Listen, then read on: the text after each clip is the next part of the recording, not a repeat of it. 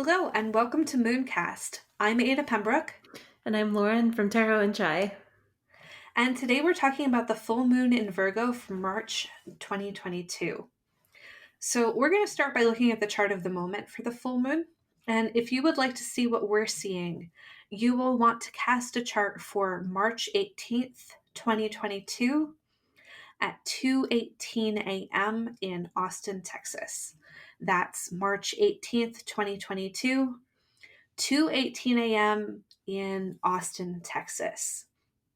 So, would you like to start us out by talking about what you see in this chart, Lauren? Sure. So with the chart of the moment that we're looking at, um, the moon is opposite all of this other stuff that we have going on in Pisces and Aquarius right now. It's also it's in the 10th house, so it's in the uppermost part of the chart, which is a place that the moon isn't always very comfortable with, especially, when it wants to be hidden and kind of private. So you've got the moon acting as almost like the crow's nest of a ship. So you've got this lookout, and it's gaining some distance and also some clarity on all of this cluster of all this other stuff going on at the bottom of the chart. Because we have the Mars, Venus, and Saturn in Aquarius, and Mercury, Jupiter, Neptune, and the Sun down there in Pisces.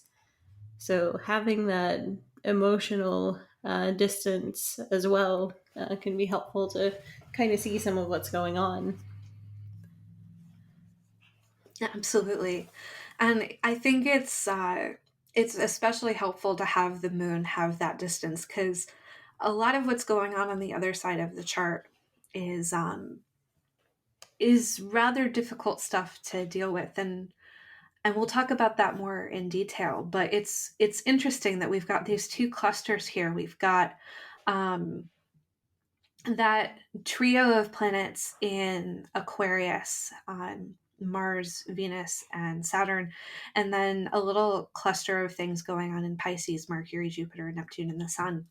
And so it's like the moon is opposite both of them in a sense. I mean, technically, the moon is quincunx what's going on in um, Aquarius, but these two groups are, in a sense, not talking to each other, really. It's like the moon has the distance to see things going on in two different areas of life. So, to get some insight into what two areas of life these things might be happening in, take a look at the house that contains your Aquarius and the house that contains your Pisces.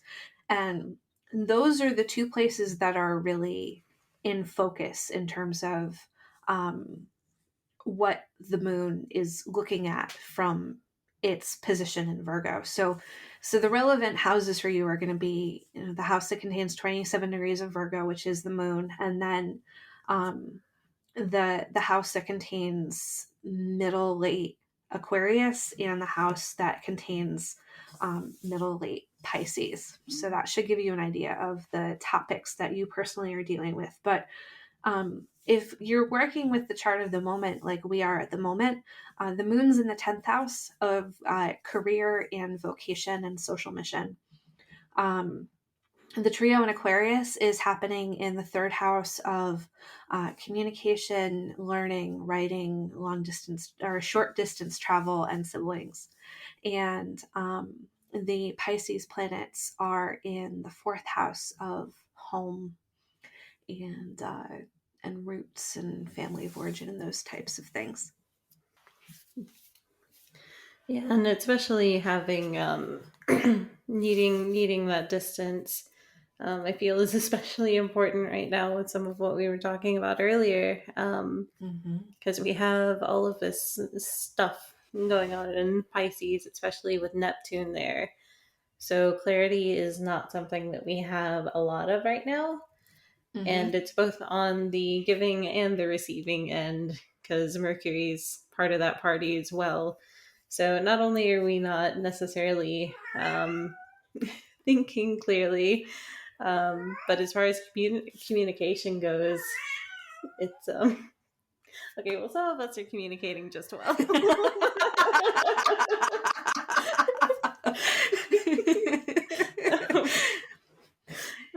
But yeah, having Mercury so close to all of that going on makes it really difficult to clearly communicate your thoughts and what's going on internally.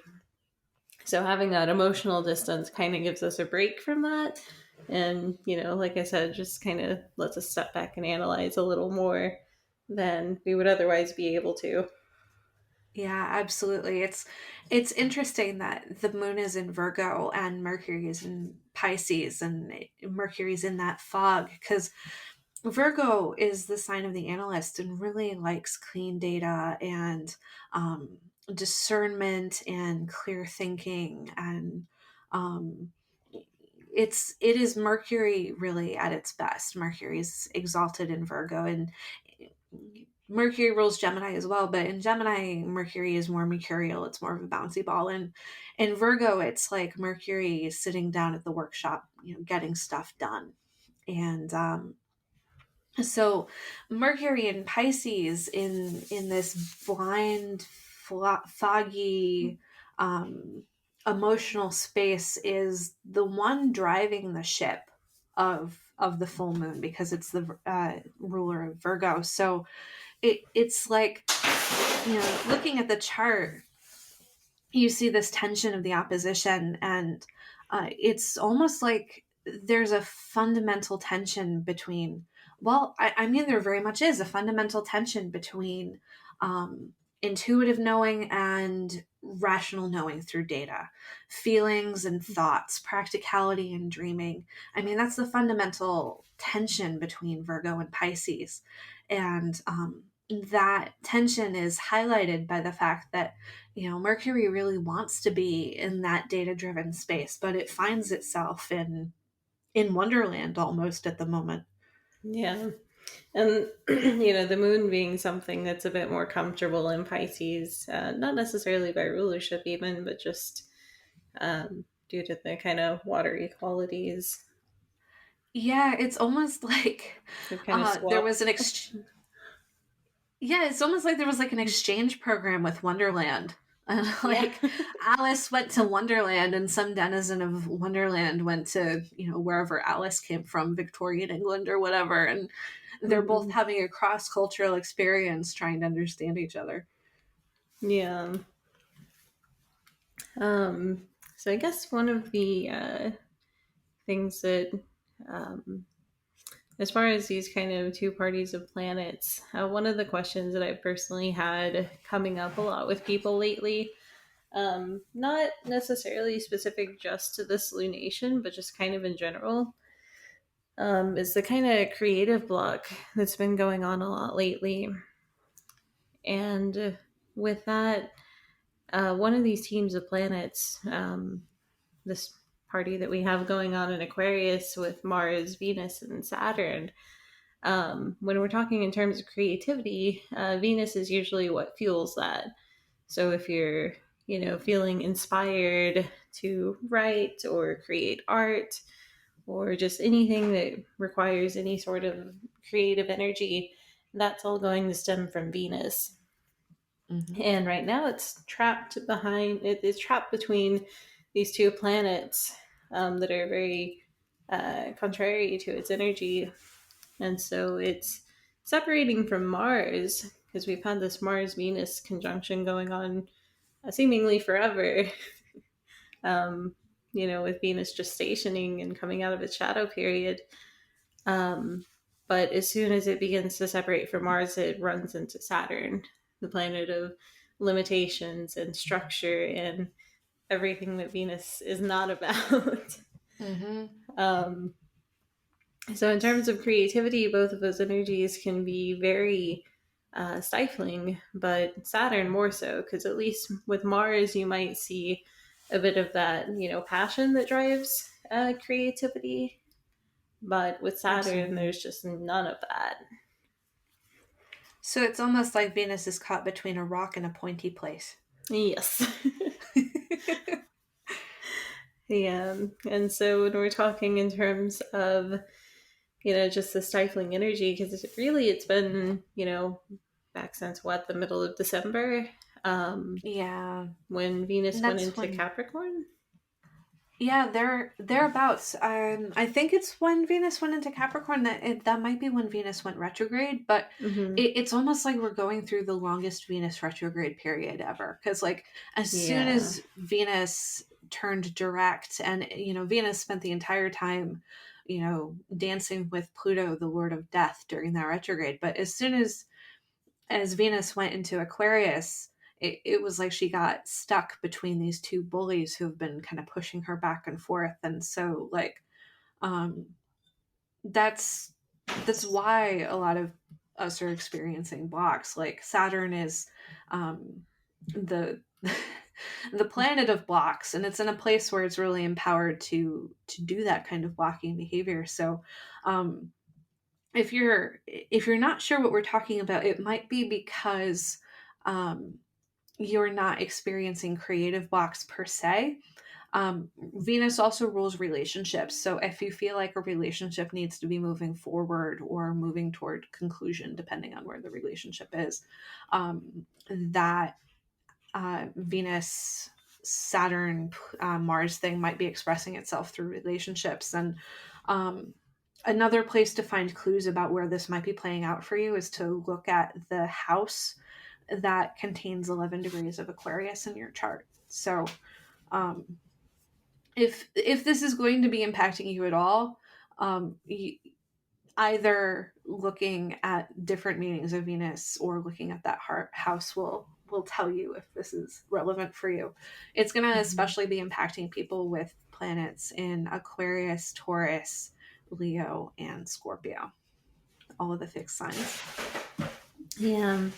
And with that, something you brought up earlier that I find I really like the comparison. So we have this Venus square Uranus transit going on right now, with Uranus and Mm. Taurus and Venus and Aquarius. And it's kind of like, she's just being suppressed right now. And we're still feeling a lot of that stifling energy wherever Venus is in your chart. Mm-hmm. Um, but Uranus is a lot about, the kind of rebellion and freedom at any cost. I think is what you said. Um, speaking of rebellion, um, yeah, so that rebellion, the freedom at any cost, and just really wanting to break free of and restructure things. Um, that's going to be coming in a lot in that Uranus and Venus square. And that is kind of going to be the key to, kind of breaking out of that entrapment that it's experiencing in uh, Mars and Saturn. And so that'll Mm-hmm. actually be on April 5th when that separates. As soon as Venus goes into Pisces, it kind of leaves both Saturn and Mars behind, and it's just free to kind of express itself in Pisces. Yeah, Venus is going to get away from the entrapment on the 28th, and even at the time of the full moon, things should be starting to if not directly improve yet, you'll have the potential to get a glimpse of what is ultimately going to liberate you from whatever is blocked, because during the full moon itself, Venus is going to be really close to that square with Uranus, and so like it might be difficult. It might mean burning bridges. It might mean breaking things, but resources will become available to you at the time of the full moon to get out of that block, or you will get some kind of insight or inspiration that allows you to see the path forward out of whatever is keeping you blocked over the last couple of months. Mm-hmm. And I think that's also an important part to highlight is that I keep using the term creative, um, just because that's a lot of my work, and so that's something I Mm, really closely associate with Venus is just creativity, um, absolutely. but also kind of leaning more on inspiration. Venus is just more generally a planet that's more about inspiration and joy and freedom to some extent. Mm-hmm. So almost that kind of more hedonistic side of things that doesn't necessarily have to be creative in the context that we think about it nowadays. Um, but yeah, so more of those kind of themes. So if you're feeling put off by the wait, I keep using creative, just replace that with inspiration or joy or something that resonates a little bit more based on where it is in your Pleasure. chart. Yeah. Yeah. And I think that you're right to emphasize that side of Venus because Uranus is gonna really bring that inspiration side out of Venus. I've been thinking a lot today as we've been preparing for this podcast about this story. There's a hill in Celtic lore that you sit on overnight, and you will either go mad, wake up dead, or wake up with the fire in your head, filled with poetic inspiration if you Mm. sit on this hill overnight. And Uranus is kind of like that. And Uranus can give you this inspiration from like this transpersonal intuitive source, or it can also drive you kind of crazy or blow up your world. But when Uranus teams up with Venus, um, it it has the potential, if you use the energy in the right way, to create these works of staggering genius. And whether that work is art itself or some kind of resolution in a relationship or a conversation that breaks open things in which you've been stuck for a long time. Now these are all kind of the things that we can try to step into when Uranus is square Venus like this. Hmm. And I think if you want a really good picture of that, I have this tarot deck that I frequently read with. It's the Light Seers Tarot by Chris Ann. Mm. The Ace of Wands in that deck is very much what you're describing about the kind of fire in your head, because it's this, you've got the woman in the card, but you've got this just giant all-encompassing flame that is, very much the primary focus of that card. So if you get a chance to look up that card, and I feel like that perfectly represents, that kind of idea. It sounds like that might be a good meditation focus during this full moon if you're the meditating focus type. Yeah, yeah. Not to jump ahead of us or anything. So I think the next thing we had was diving into Jupiter and Neptune a little more. Yeah, so this is taking us in potentially a bit of a political direction, but we're recording this in the United States where one of the things that we're dealing with is runaway inflation. And that is a expression, a syncretistic correlate with Jupiter and Neptune in Pisces. And during this lunation, like one of the difficult things that we're going to be dealing with is, we mentioned earlier that having Mercury and the Sun in Pisces, especially together, is difficult. It's kind of like trying to drive with your high beams on through a fog bank. You're trying to illuminate things, you're trying to get clarity, and the more you illuminate things, the more difficult it is to see with any clarity. And that foggy headedness, um, the confusion about how things actually are that is driving price increases, um, that kind of stuff is kind of a feature of this lunation. It's one of the things that clear-headed moon in Virgo is standing against and trying to get some clarity on. It's like these planets are on the other side of the chart, directly opposite the moon, like just kind of like lost, and Virgo is outside of the storm looking in, kind of kind of wondering why everybody is stumbling around because it can't see what everybody else is seeing. And that kind of describes the mood of what we're going into with this lunation, I think.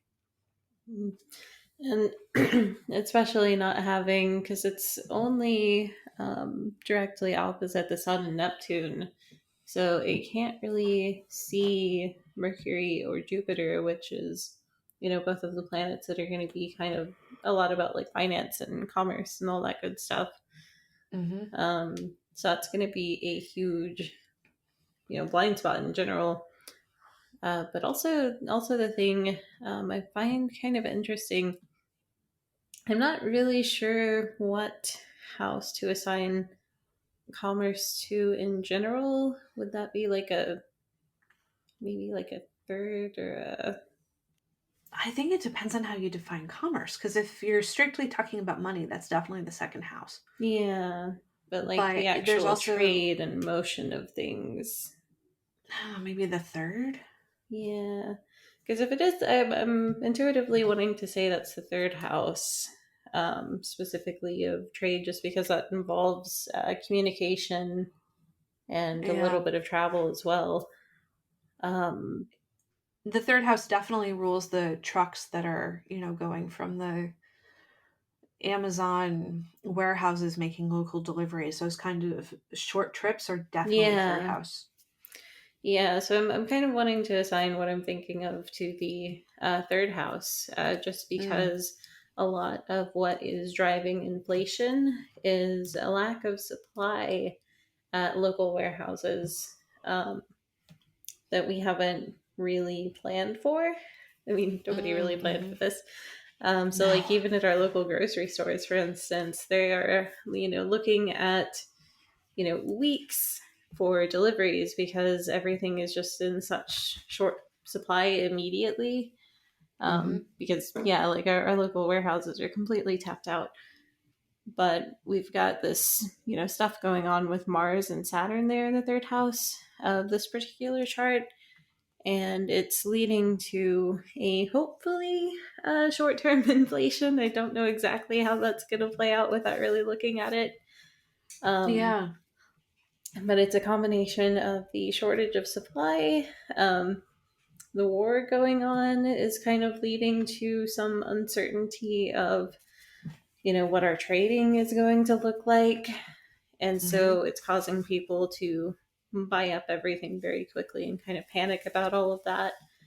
And it's just causing lots of fluctuations and inflation and everything else going on. And yeah, they just seem like very kind of Mars and Saturn type things. Mars because of the war, and Saturn because we are, hitting our limits when it comes to that sort of stuff. Yeah. People are hitting their limits a lot in general, I think. I mean, we're talking about the great resignation. They're loosening a lot of the COVID requirements, not so much necessarily because of the science, if I can trust my news sources, but more because people are really reaching the limits of what their mental health can take. Children are reaching the limits of what they can take with mask mandates in school and so on. So it's really interesting that you're bringing up local travel and the third house stuff because um, it's almost like Venus definitely rules shopping therapy. Yeah. Your attempts to shop local, engage in shopping therapy with local businesses is blocked because the local businesses are not able to get things from the warehouses. Yeah, and it's just such a bad spot to be in because they're the ones who need the most help right now. And It's really so, true. yeah, you'll see a lot of the smaller businesses reaching out for support. And like some of ours that don't have the stock right now are even kind of relying on like gift card sales and stuff like that for, future purchases and the like, which kind of taps into more of that very temporary, transient kind of commerce. Hmm. Um, but also, I think it's also really notable that you have this going on right next to everything going on in Pisces. So, because of how close they are, they're not necessarily going to see each other. So, we've got that inflation that's associated with Jupiter and all the stuff going on in Pisces. And you have Neptune involved. So, that's already kind of reducing our visibility. Mm-hmm. But all the stuff that's potentially causing it is just one house over. So it's got just all of these contributing factors that make it a huge blind spot for us. And we're not really able to accurately narrow down exactly where all this is coming from. We're being really negative, and I think that it's good that we're being clear-eyed about it, as much as we can be clear-eyed when we're talking about a transit that is exactly about not being clear-eyed. But I think it's important to, you and I, of course, remember this, but it's important to remind everyone, I think, that um, this is temporary. Um, One of the delightful things about transits and one of the horrible things about transits, depending on your point of view, is that they're transitory. The stuff that we've been talking about with Venus is going to start to clear up to a certain extent on the 28th, and it's going to get much better when Venus goes into Pisces on the 5th. Venus is going to run into other challenges, when things are bad, they're not bad forever. When they're good, they're not good forever either. Um, but everything that we're talking about, later in the year, Jupiter is going to be leaving Pisces, and that's going to be, Jupiter's expansion qualities is going to be going into Aries instead. And so there, that focus will be different. Venus is going to break free of Mars and Saturn. Mars is eventually going to get out of Aquarius, where it's duking it out with Saturn, and all of these things are, you know And especially where hang in the there. yeah, especially where the inner planets are involved. Aside from this past retrograde, things generally move pretty quickly. Hmm. And that's the thing, I think, that's really tripping people up. Like, we're all used to what the Venus cycle feels like, even if we're not astrologers. We know that we have cycles with creativity. We know that relationships have cycles. And I think it really throws people off when one of the inner planets gets stuck in the way that Venus has been stuck over the last 3 months or so. Because it feels so much more dire than it is, because we have an intuitive sense of the way things should be. And when it doesn't match up, it's like, the sun didn't come up today. Yeah. But that's also, it almost kind of gives us a necessary break, because when we do get all of that energy, it can almost be a little bit overwhelming having, Hmm. just free reign of that creative energy all the time. And Yeah. so now it's almost like, even though we feel it as a block, um, I don't know how this is going to play out for other people, but I personally had a lot more time to rest. Hmm. And because I can't see exactly what's going on, it's just kind of forced me into a state of, reflection. And maybe I need to like go back and dot my I's, cross my T's, and just, really reflect on everything that's going on and try to get that clarity. Are few things Virgo likes better than dotting I's and crossing T's. Yeah. Yeah. And Virgo is kind of one of those things that I have a rocky relationship with, but yeah, it very much plays out in the kind of work I do. Hmm. Yeah, we both do writing and editing, and if we leave Virgo at the out in the cold forever, we will not have jobs. Virgo is definitely your best friend during the editing phase, for sure. Even if you're, you know, enjoying the playtime with Pisces, maybe, perhaps a little bit more. So another thing that, if you're ready to move on, um, another thing that people have asked about is, if you look at the chart of the moment, you'll see that the nodes of the moon, the north and south nodes, are both making aspects to the sun and the moon during this lunation. One node is sextile and trine the sun, and the other is sextile and trine the moon. Um, so they're both making soft or good aspects depending on your approach to aspects. And what this means, and we've talked about what it means when the nodes are square to the sun and moon during a lunation. Um, but this is a soft aspect, so it's similar but also slightly different. Whenever a planet is aspecting the nodes, it means that there is some kind of karmic or habitual material coming up.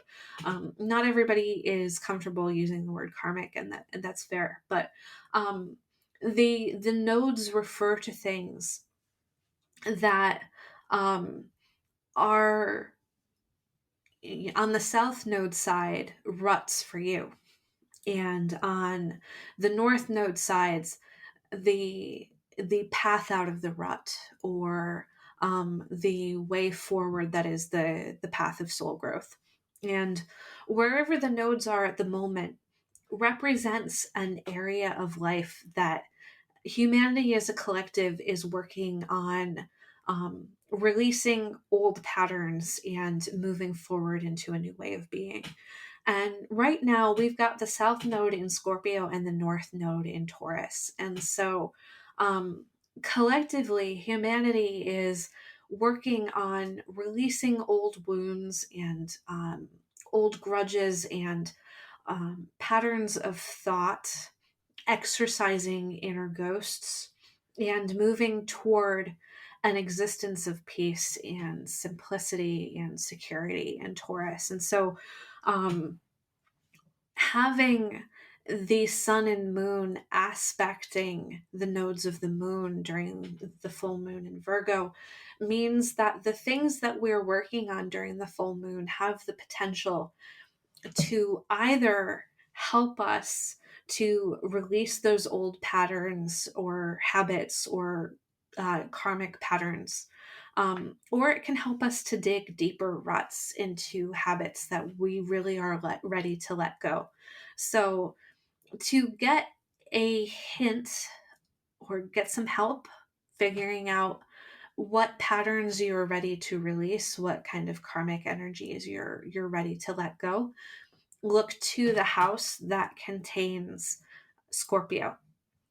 And if you are looking for the path forward, look to the house that contains Taurus. And if you're not working with your personal chart, or you don't know how, the houses that are in play during this lunation are the 6th house and the 12th house. So the collective as a whole is working on releasing things that have kept us in prison, addictions, um, illnesses that are curable. So this is a good time for, if you have not been getting the mental health care that you need, this is a good time to kind of set an intention and go do that. Start taking care of your mental health better. And we're collectively at this moment working on, moving forward into being of service. So, this is a good lunation for figuring out what kinds of old hurts and traumas and karma, if you like that language, is holding you back from being able to be of service to humanity in this moment. Um, and ways that the sun and the moon can help you heal are the moon's analysis in Virgo, um, can help you to see what your Scorpio wounding really is. Um, and on the sun's side, the universal love and compassion in the sun in Pisces can help you to understand what happened to wound you, and it can help you to forgive yourself and others. Um, on on the minus side, things that could potentially make things worse for you or others if you engage in them during this time. Um, One of the things that Virgo does when Virgo doesn't have the right channel to flow in when it's not operating at its best. Virgo has the tendency to pick, and Virgo can start picking at Scorpio's scabs. Either your own scabs, you can start beating yourself up, or um, going over and over and over and over old stories that aren't serving you anymore or just serve to wound you. Um, or it can take the form of picking at other people's wounds, being naggy and picky. And on the other side, the sun in Pisces has the potential to fall into compassion fatigue and become paralyzed. Or it might inspire you to just space through this entire opportunity to um, work on your ish. So if you're mostly working on mitigating damage right now, and I think a lot of us are really tapped out at the moment, and so it's a special person who is able to really work on themselves, I think. um, Making sure that you're reining in your critical instinct and applying it in the right way, and making sure that you are not engaging in media consumption that makes you paralyzed and have compassion fatigue. Those two things are really the most optimal things that you can do to make sure that you're at least not contributing to the problem if you're in a place where you need to just do the bare minimum. Mhm. And I think the point that you bring up about media is especially important right now, because not only are we getting a lot of conflicting information right now, but even if we can get clear information, we're not going to know what to do with it, Hmm. because we don't have that level-headed thinking that we normally would. So I'm not saying, don't pay attention to anything going on right now, but I am certainly, suggesting that now is definitely a good time to limit your media consumption if you're someone who latches on to those things. Absolutely. I mean, if you're in a position where you really can help in a practical way, I think that it's going to be painfully obvious to you. Like, I've been hearing from um, people in Poland who have been helping out refugees and hosting them in their homes, and they have a clarity on what is going on over there that it is so much more clear than what I have from all the way in Oregon in the United States. And so I think that focusing on the things that are right in front of you, and by right in front of you, I mean IRL, not necessarily right in front of you in your newsfeed, is really the best way to optimally take advantage of this lunation and try to keep yourself from being overwhelmed. Going on some kind of media fast is probably a good idea this weekend. Hmm. Yeah, and I think I think that kind of goes along with a lot about what we were talking earlier. Is we do have a lot of convoluted things going on with social media. Yeah. Well, one is censorship, Mm-hmm. because platforms like Facebook and Twitter, Instagram, they are being pressured by our government to take ownership of their content, or rather our Mm-hmm. content, and they're kind of being pressured to censor a lot of this content and take responsibility for it, which, with how many users they have, is a difficult position to be in.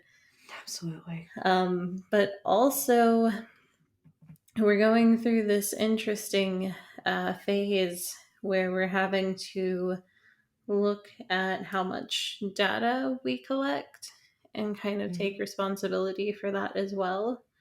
Um, I'm saying responsibility, and I'm looking at that Saturn in Aquarius. Mm-hmm. It's just, You're saying data, and I'm looking at Virgo. yeah. So it's this interesting. Just, we've got all this stuff happening right now that is leading to a lot of um, what we consider problems with social media. We Mm-hmm. feel like we're being censored. We feel like our message isn't getting to the right people. Mm-hmm. And there have been some changes with the algorithms that, haven't necessarily been documented. And that's Mm-hmm. certainly part of it. But a lot of it is just, we're not able to see any of this. So, if that's not being communicated to us and we aren't necessarily able to do anything about it right now, that is all the more reason to just take a little bit of a hiatus and, be done with it for a while, revisit it once things are a little bit more clear and we can, kind of develop more of a strategy for that. Absolutely. I mean, Mercury is in Pisces right now, which is amazing for writing poetry. But Mercury is also the ruler of the tech companies, which means that, if you're a programmer at a tech company, things are going to be harder for you than they ordinarily are right now. So, um, I guess it's on the rest of us to exercise some of that Piscean universal compassion when we when we think about the poor employees of the tech companies trying to work through this right now. Mm-hmm. Yeah. But as far as that goes, are we ready to go on to full moon activities? I think so. Okay. Um, so with this full moon, it's a little bit different for those of us. I mean, some of us. I've got a lot of earth on my chart, so I really kind of like this sort of energy. um, might not be everyone's cup of tea, but um, we're having this situation where we're having to kind of balance earth and water, Hmm. because we've got the moon in Virgo opposite Neptune over there in Pisces. And so you're balancing this critical analysis side of Virgo with dreamy spiritual Neptune. So one of the things that I have had to do is uninstall Excel and Wow. make it a point to only I mean, obviously I still need spreadsheets for some things, but if Google Sheets can't do it, it's something that I need to revisit after we've kind of moved out of this. So I'm setting down the spreadsheets that I can, and I'm focusing more on kind of the intuitive side of things and not quite as much analysis right now. Which Um, must be hard for you because you're kind of a professional analyst. yeah. Yeah. Um, yeah, so for me, I'm using this full moon to tie in a bit of both of those themes and work on more constructive dream work and analysis. So Mm, this very closely ties in with the moon in Virgo opposite Neptune. hmm. So it's kind of almost you don't want to get too caught up in the dreams and necessarily looking at what they mean, but you want to focus on the documentation. So if you do dream journaling, that's a good practice to pick up. Um, and try that now and revisit it after we're in more clear transits. Um, Yeah. but write down your dreams. You can do a quick analysis, just don't dig too much into it. But really just kind of focus on looking for those patterns and seeing what parts of it you can use. And the Yeah. parts that just don't make any sense, just let it be. Hmm. This is not a time to go full on Jungian and ask yourself things like, what does the color red mean to me? But I've been talking to people who have been having nightmares the last few days, and I've been finding that often the themes are immediately pretty clear. So, like, if you have a nightmare and you're immediately like, oh, this goes back to the time that my mother abandoned me in the mall when I was 3 years old, and that has given me abandonment issues ever since. Like, you can probably trust that stuff. Like, we're in a moment with this full moon where we want to be liberated from things. Like, we've been frustrated and trapped for so long that we're really desperate. And I think that, as much as we've been talking about some of the things that are difficult in this chart, this is a moment where things have been building up to a point where they can kind of explode if they need to release the things that need to be released. So, one of the ways that it can potentially come out is in your dreams. And so, if you find that your dreams are being supportive of that stuff, like, you know, don't feel like you have to just take notes and walk away. This is a potentially potent healing time. Hmm. And I think that's really important to pay attention to right now, because it's almost like things are, um, yeah, things are being brought to the surface for a reason. So Hmm. it might feel like one of those things that is irrational or kind of comes out of left field, but yeah, the things in your dreams right now are most definitely coming up for a very, prominent reason. Yeah. Pisces is the sign of consciousness and unconscious drives and collective unconscious and so on. And so, yeah, things are going to be expressed in dreams that are not necessarily able to express themselves in waking life. Hmm. But and I talk a lot about that analysis, but like you were saying, there are, we're gonna have more of a handle on them right now. Hmm. So intuitively, we're gonna be able to likely pick it up pretty quickly, depending on, what other aspects you have going on in your chart. Yeah. And if you don't pick it up really clearly, like, I think that the advice that you gave a few minutes ago is fantastic. Like, so often dreams are um,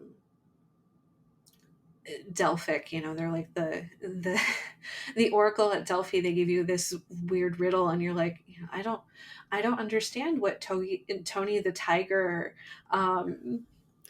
jogging around a track means, or something like that. But something will happen that speaks into it later if you kind of mark it and remember it and let it go. Like, sometimes the dreams that you get are for tomorrow and not necessarily for right now. Hmm. And I think that, yeah, so speaking of dreaming, that's also gonna go into something that you brought up earlier. If you want to go ahead and talk about that.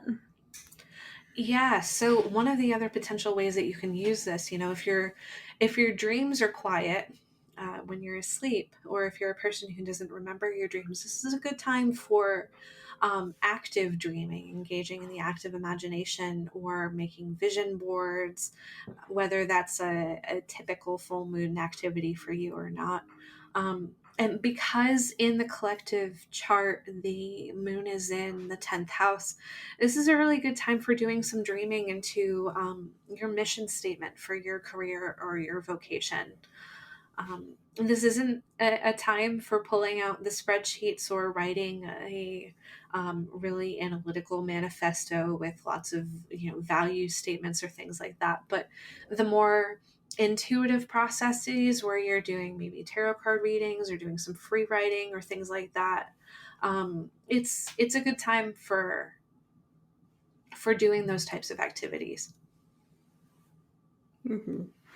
And I think it's really timely because we're both going through this course that I think we may have already mentioned, the um, the branding course that Chrisanne has recently hosted, Branding and Magic.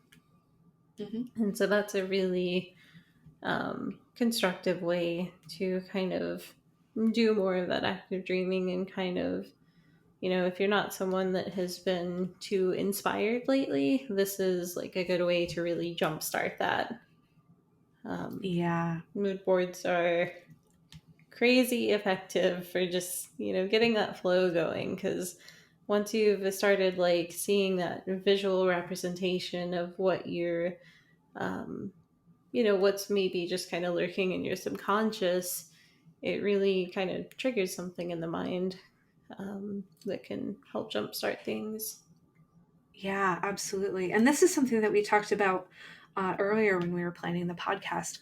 This is a really, really excellent time for um, one of the good things about blocks is that when you're blocked and you're stuck, you have a really, really clear idea of where you would like to be because you're not there. So it is an excellent time to really dream into where you want to be and do vision boarding or sigil magic or something that is oriented towards um, getting you unstuck, getting you toward a destination. I really like the Black Book exercise from Aidan Wachter's. Um, what is it? Changing Fate? His second book. I'm blanking on the title of it right now, but hyper sigils. All of these types of things are really excellent things to do right now. Yeah, and I think I like we actually did an exercise that was kind of based on that chapter of the book. And maybe at some point we can like come up maybe talk about that in a blog post or something a little bit, or do a podcast Yeah. episode on that, because I would love to share that with people. um, That practice is so effective. What you're talking about right now is my Patreon patrons and I about a year ago did an exercise where we started applying the tools of the Black Book from Eden Wachter's technique to astrology. We kind of brought the two of them together. Do you want to talk about your experience about that a little bit? oh, sure. Weaving fate is what I was trying to think of. There we go. Weaving Fate, thank Yes. you. That was gonna drive me nuts. Mm-hmm. um but yeah, so we did this interesting exercise. We were doing, it was like solar returns combined with perfections. Mm-hmm. So we were looking at the chart for our solar return, which is basically your birthday. It just Mm-hmm. might be slightly off your birthday because it's based on when the sun returns to that exact degree, not necessarily the day like in the calendar that you were born. Mm-hmm. So looking at these charts, it basically sets the theme for your next birth year. So I was born in July. I'm looking at July through, July of 2022. Um, and it was really interesting because with the sigil I created, this is when I was still just getting back into astrology, and because I very recently started like studying astrology in earnest, so I didn't have a lot of the background for that sort of thing, and like perfections and all of that stuff was all very new to me. So just completely not even thinking too much about the astrological side and just focusing on that sigil creation that he outlines in his book. Mm-hmm. Um, I came up with this sigil that had Jupiter as a very prominent part of the sigil. It was like it was actually probably just the biggest part of that sigil because It was. I kind of just worked Jupiter into the background, and all of the other symbols that I used to kind of make it were very tiny in comparison. And at the time, I did not have a great relationship with Jupiter, um, To say the and least. to say the least. um, and so I thought it was weird that it was part of that sigil. Um, but as I've started learning more about perfections, um, so Mars would have been my Lord of the Year, based on that last perfection, which was a small part of that sigil. But something in one of Chris's talks on the astrology podcast Chris had, Brennan. yeah, Chris Brennan, had led me to kind of experiment more with perfecting from the sect ruler, which in my case is the sun, rather than just from the rising sign, because I felt like perfecting from the rising sign just wasn't doing a lot for me. And so I perfected from my sun, and what do you know? There's Jupiter right there. So, but but I mean, it's so basically I perfected from my sun. It highlights the second house, which Sagittarius is there. So Hmm. yeah, Jupiter by rulership, and that has been the biggest part of the past year since my birthday.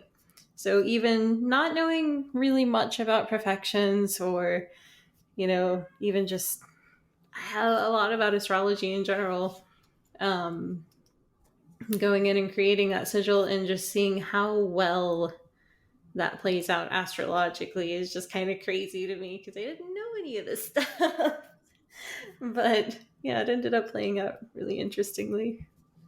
And you have, at the risk of speaking for you, from the outside, it seems like you have a much better relationship with Jupiter than you did back then. Yeah, and I think there were also some transits there that were impacting that because Hmm. like I have my Jupiter in Virgo, and so they're kind of contrary to each other. Jupiter being about expansion and Virgo being about the details, and I Hmm. was very much being pulled two different directions at the time. Oh, So that was, I think, a lot of my frustration with that placement. yeah, no kidding. But yeah, so we'll do something on that exercise in the sometime. Building our to-do list, yes. Yes. Yeah. So the last thing that we have on our list of full moon activities is generally just creative and intuitive problem solving. Um, you you put through meditation with a question mark on Question here, mark. and I love that. Like, one of the potential things that you could really do to take advantage of this transit is, use that Virgo discernment to help you figure out where you're suffering, and then find a guided meditation that speaks to it and go through the guided meditation. Like, that's a potentially really good way of bringing together that Virgo and Pisces energy. Hmm. And I think, yeah, when I wrote that, I was thinking, oh, this seems like such a lazy thing to recommend because it feels like I always recommend meditation, but um, it's yeah, no, it's actually it's the first thing that came to mind. It's really the only thing I could think of, but it seems to fit so well. Because we're definitely in one of those phases where rationality is not going to get us all the way through whatever problem we're Yeah. trying to solve. So we really Hmm. need to just fall back and dig into our subconscious for answers. It's not going to be the thing you first think. So it's Yeah. I just, mean, if you were going to be able to force of will or think your way through whatever is blocking you, you would have done it by now. yep. It's either going to be a matter of time, in which case, may as well keep yourself entertained while you're waiting, or it's going to be a matter of creative problem solving and really reaching into the unconscious. It reminds me of a story, one of my favorite stories about a scientific discovery, which is, there was a scientist, I think he was trying to find the shape of penicillin. I don't remember what exactly he was researching, but he had this molecule that he was trying to construct from its component parts and figure out how it worked. And he was absolutely unable to figure out how to do it. And finally, he got frustrated and was like, I'm going to go to sleep. And when he was asleep, he had a dream about a snake eating its tail. And when he woke up, he knew immediately that the answer to the problem was that he couldn't find the shape of the molecule because the molecule was in the shape of a ring. And so that is the kind of insight, that is the kind of problem solving ability that we're going to be able to have access to, that kind of mythological, imagistic, metaphorical puzzle to solve, that when we solve it, we feel like a genius. Yeah. And that is, I mean, I feel like it's Mercury and Pisces right there. Is that Hmm. the genius? Yeah. Yeah, absolutely. I mean, we've got this planets in Aquarius. Aquarius is the sign of the genius. We've got Uranus, the Promethean genius impulse. Like, we've got a lot of smarts going on. We just can't see very well. Well, and one thing I've discovered is like it seems like when you get into that kind of genius element of things, not to call out any friends, but I know someone that comes to mind in particular who is insanely just uh, from an academic perspective and just knowledge in general. It's like the knowledge is there, the learning is there, the wisdom is there, and he is just so insane to me how much he can retain. Hmm. Um, but speaking with him, he's also incredibly dysfunctional. Ah, So when it comes to like social elements and the work and all of that, type of stuff, it becomes an issue of that, that very familiar Neptunian thing that we're talking about right now, where mhm. you get kind of so absorbed in that side of things that you have to learn to, take a step back and really dive back into your subconscious. Otherwise, yeah, I mean, that is very much something that has led to insanity in people that we consider geniuses. Yeah. So, It it reminds me of a quote by G.K. Chesterton. He says that poets don't go mad, chess players do, because chess players try to get the universe into their heads, but poets just try to get their heads into the stars. hmm, yep. But that's all the more reason to really fall back into what is our subconscious actually trying to tell us right now, and just Hmm. not dive into the analytical side of things too much. Because, yeah, like if you're not getting a clear picture very early on, that is the fastest road to insanity, is you're going to drive yourself insane trying to figure that out. Yeah, trust your heart. I mean, it's such a cliche, but in this case, you know, that's where the unconscious is going to speak through the emotions. Mm-hmm. And did we have anything else? I think. So we were going to talk about what we're doing.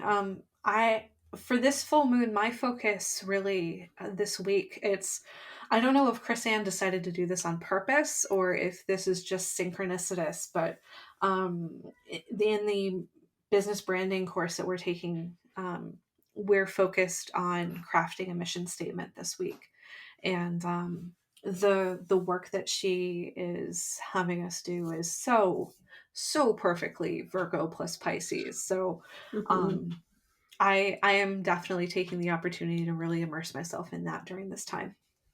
Yeah. And I think that was my thought as I saw what was on the agenda for this week, and I just really wanted to dive into that. Yeah, that the coursework. So I think I'm going to kind of do some of it on the full moon. I've done a little bit already, but like I think I'm just going to make that my full moon activity for for the week. Awesome. And if you're if you're not in a place where you want to take a business branding course, or you're not able to, I have been doing so much with her Sacred Creators Oracle deck, and it's like it is one of the cheaper Oracle decks as far as like financial investment that I've ever bought, but I have been getting so much out of that deck. I like highly recommend it. Yeah. Yeah, and it's got an interesting something that I can't really find in any other decks is just that more business oriented side of things, Hmm. which I think this is something we've needed forever. Um, but yeah, just having that kind of whether you're more into career or starting your own business, it's just very incredibly useful. Like, I can't think of anything other than this to really recommend to people for exploring stuff like that, because it's not historically been a big part of the kind of diviners community, right? Yeah, absolutely. I mean, like, having business sense was almost supposed to be like an insult to your gift for Yes. some reason.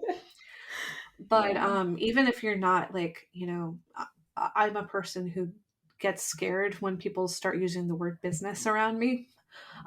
Even if you're just a creative who has gotten to the place where you're like, okay, I want to accomplish something. I want to actually write that book. I want to actually paint that painting. I want to actually create that oracle deck. Like, I think that the Sacred Creators deck is good for people who are like, okay, I'm done playing around. I want to actually accomplish something. Yeah. Yeah. And it also ties together so well with some of her decks. Like I've been kind of using it in conjunction with the Light Seers Tarot. And, if you do get the deck, she's got all of these online resources for business building and kind of just getting in touch with more of your creativity if you're more of an artist. So it's not even just the deck; it's all of the resources that she has available online as well, just for buying the deck. so, Yeah. so. You are very quickly making me a Chris Ann fangirl. Well, and she's so hard not to love as well because I think one of the things we posted one of her videos on our Discord, and the first thing we started thinking was, okay, what does she have going on in Leo over there? Because this woman is just absolutely glowing in her videos. Yeah, she really is. I just my Leo rising is so jealous. Yeah, so not to spend too much time on the fangirling of that, but yeah, she has some very wonderful resources. It is fantastic. I mean, if the people who are listening to us aren't interested in tarot and astrology, they have quite an attention span if they've got an hour and 7 minutes into this podcast at this point. Yeah, yeah. All right. So, if people are interested in your work and are interested in getting a reading or learning more about what you do, how can they find you? So I can be found at tarotandchai.com. And I know some people listening are here local with me, so I have been opening my readings locally again here in Kerrville at the Fairy Moon Emporium. So I've been there a bit more regularly. I wish I was local so I could get a live reading from you. That would be amazing. So you can find out more about my work and book an astrology reading with me or study astrology with me on Patreon by going to my website, adapembroke.com. And you can also find me on Instagram at Ada Pembroke. Alrighty, well, thank you so much for joining us. And I think we've run over a little bit today. We're getting into dangerous territory. We are. All right, well, thank you so much. Thank you so much. Bye bye.